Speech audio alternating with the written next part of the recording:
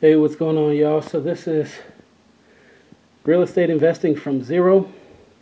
My name is Elliot, and just got out of LeGrand's Quick Turn Real Estate School here in San Antonio, Texas, November 8th through the 11th. Today is November 12th, and of course, I'm already finding leads, and I'm already calling property owners on houses because I know what to do now.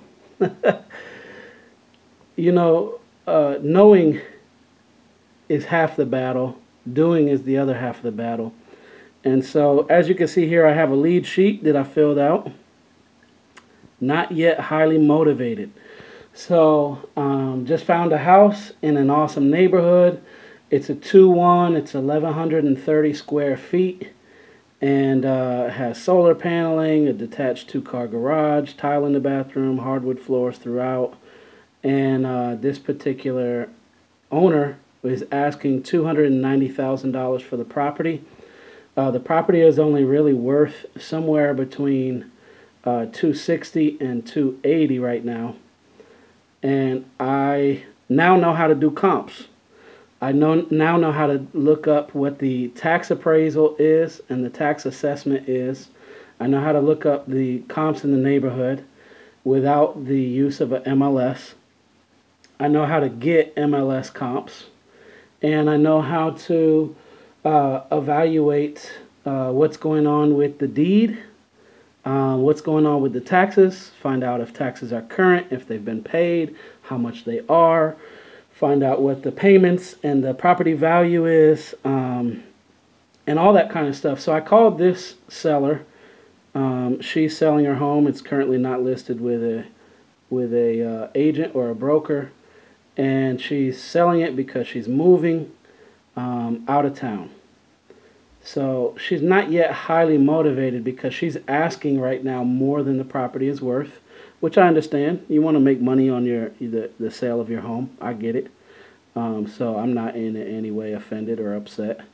But I went through, and finally, for the first time, I was able to make my first seller call on my first prospect, on my first lead, on my first day out of the Quick Turn Real Estate School with LeGrand. So I'm going to be doing this daily, calling sellers, getting these lead sheets filled out, all the information on them, and finding out who's motivated to sell and how I can help these sellers by taking over their properties and helping them move on to do whatever they're doing. This particular one is not yet motivated enough for me. The price is not right, so we can't do this deal at this time. But I knew that going into the call before I ever called her because I had all my comps done. I did all my due diligence on the property. And I knew that it could possibly be a deal, but it probably wasn't.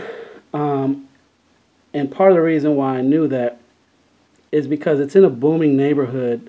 The property is in excellent condition. I was able to go online and see pictures of the property, both the inside and the out. And from my due diligence, I knew that this person probably wasn't in trouble, wasn't in need of a quick solution right now. But I wanted to call anyway for the experience, to talk to the seller, to see how much information I could get from the seller, and to be able to get as much information, as many numbers on my lead sheet as possible so that I could actually look at whether or not this is a deal.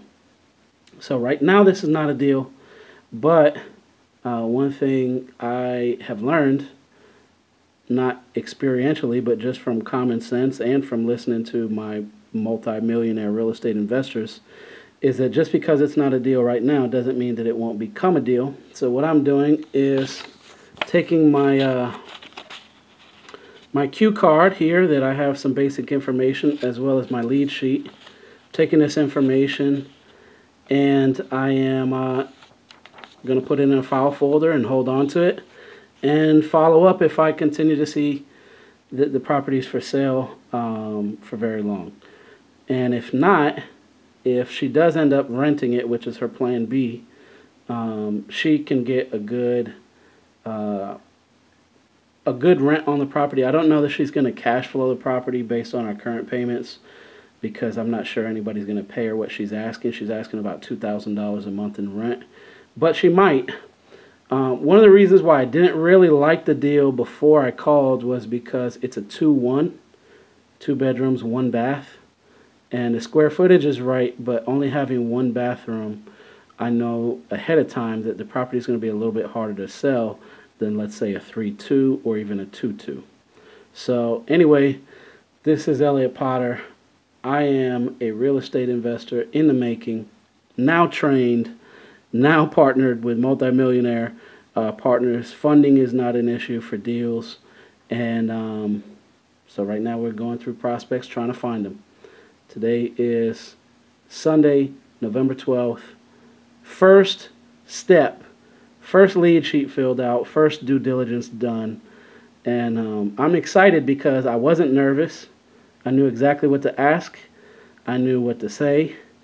I knew what this call was about and what the steps would be if it was a deal and what the steps would be if it wasn't a deal.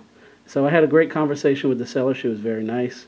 But we kept it brief and moved on. So I will keep this property information with me, and then I will follow up down the road to see what's going on with the property.